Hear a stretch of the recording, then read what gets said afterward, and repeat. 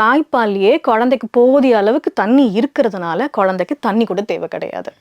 So இதை தவிர்த்து வேற எது கொடுத்தாலும் ஒரு மருத்துவரால் அங்கீகரிக்கப்பட்டு இருக்கணும், இல்லைன்னா அது குழந்தை வாய்க்குள்ள போகக்கூடாது. அப்படி அடிஷனலாக ஏதாவது கொடுக்கறதுனால தான் மித்த உடல் உபாதைகள் குழந்தைகளுக்கு வருது. ஆமாம் ஆமாம் ஆமாம், கண்டிப்பாக. அடிஷ்னலாக ஃபார் எக்ஸாம்பிள் என்ன கொடுக்கணும்னா தேன் கொடுக்கணும் அப்படின்லாம் சொல்லுவாங்க.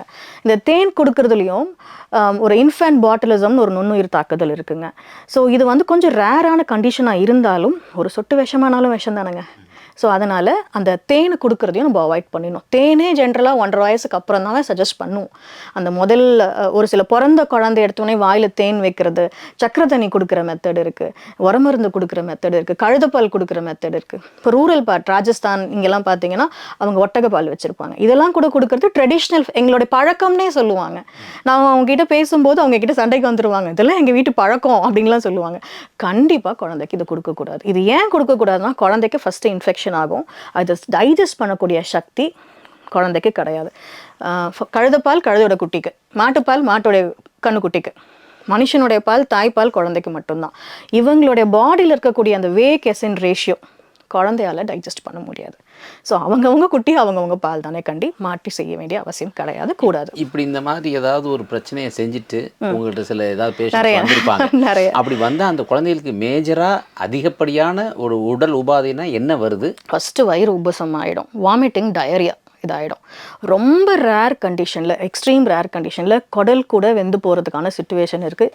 இந்த ஜாதிக்காயெல்லாம் கொடுத்துருவாங்க. இந்த டோசேஜ் ப்ராப்பராக கொடுக்காதனால, அதிகமாக கொடுத்துறதுனால இந்த குடல் புண்ணு மாதிரிலாம் எஸ் வரதுக்கான வாய்ப்பு ஜாஸ்தி. இதை பார்த்துட்டு தான் இருக்கும். இன்னொன்று பார்த்தீங்கன்னா, இது ஆண் குழந்தையா இருந்தாங்கன்னு வச்சுக்கோங்களேன், அம்மாவுடைய ஹார்மோன்ஸு இந்த குழந்தைக்கும் பேசேஜ் ஆகிறதுனால இந்த குழந்தைங்களுடைய மார்பகத்தில் லைட்டாக வந்து பால் மாதிரி வரதுக்கான எவிடன்சஸ் இருக்கும் டெலிவரி ஆனதுக்கப்புறம். இது வந்து விச் மில்க் அப்படின்னு சொல்லிட்டு இங்கிலீஷில் சொல்லுவாங்க. ஸோ ஆண் குழந்தைங்களா இருந்தாங்கன்னா அவங்க மார்பகத்திலேருந்து கசக்கி பால் எடுத்துருவாங்க. ஓகே, இது எடுக்கிறதுனால என்ன ஆகும்னா இமீடியட்டாக இன்ஃபெக்ஷன் ஆகிடும். குழந்தையால் அந்த கசக்கி எடுக்கக்கூடிய தூண்டுதலை தாங்கிக்க முடியாது. ஸோ இமீடியட்டாக இன்ஃபெக்ஷன் ஆகிடும். அது அதுக்கப்புறம் கீறி உள்ளிருந்த சீழ் எடுக்கிற மாதிரி தான், அது சர்ஜரி மாதிரி தான் ப்ரொசீஜர். ஸோ இதை வந்து கட்டாயமாக பெண் குழந்தையாக இருந்ததுன்னா அவங்களுக்கு வெஜனால வந்து சம்டைம்ஸ் ரத்தம் வர மாதிரி இருக்கும், இதுவும் நார்மல் தான். ஆண் குழந்தையாக இருந்தால் சம்டைம்ஸ் மார்பகத்தில் அந்த பால் வர மாதிரி கசிவுகள் இருந்தாலும் இதுவும் நார்மல் தான். ஸோ நீங்கள் அதை வீட்டில் கை வச்சு துடைக்கிறதோ கசக்கி பிழிஞ்சு எடுக்கிறதோ ப்ளீஸ் அதை பண்ணாதீங்க. நேச்சராகவே வர்ற மாதிரி வந்தாலும் ஆமாம் ஆமாம் ஆமாம்.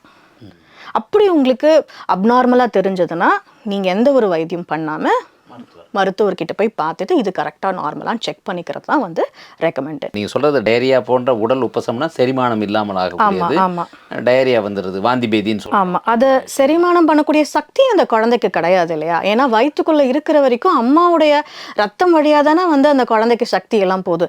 சடனாக வெளியில் வந்தவொடனே அதை கொடுக்குறேன் இதை கொடுக்குறேன் அப்படின்னு சொன்னால் அந்த குழந்தைக்கு அந்த டைஜஸ்ட் பண்ணக்கூடிய சக்தி உருவாகலைல்ல.